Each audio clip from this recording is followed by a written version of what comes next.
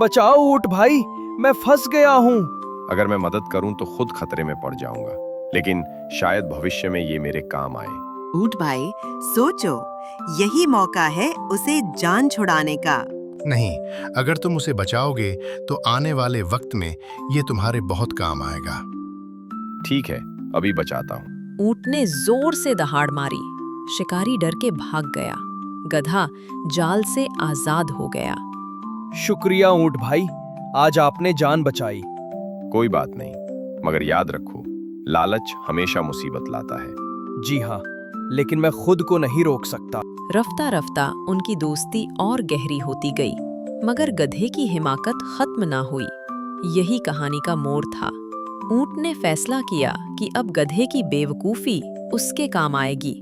ऊंट भाई, गधे से बचकर रहना। ऐसे दोस्त अक्सर सबको मुसीबत में डाल देते हैं। फिक्र मत करो हिरण भाई, मैं वक्त आने पर उसकी बेवकूफी को अपने फायदे में बदल दूंगा। कुछ दिन गुजरे। जंगल में पानी की कमी हो गई। नदी तो सूख गई है, अब हमें पानी कहाँ से मिलेगा?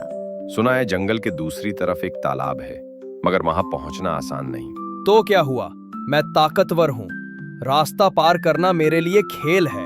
ठीक है, वहीं चलते हैं। सभी जानवर तालाब की ओर रवाना हुए, लेकिन रास्ता दलदल से होकर जाता था। ध्यान से, ये दलदल है, अगर फंस गए तो निकलना मुश्किल होगा। मैं क्यों फंसूंगा? देखो, पहले मैं ही पार करता हूँ। गधा कूदा, मगर उसके पांव फंस गए। ऊंट भाई बचाओ, मैं डूब रहा हूँ। मैं तुम्हें बचा लूंगा, लेकिन वादा करो अब से मेरी बात मानोगे। हाँ, मैं वादा करता हूँ, बस जल्दी से बचाओ। ठीक है। शुक्रिया ऊंट भाई, मैं आपका एहसान कभी नहीं भूलूंगा।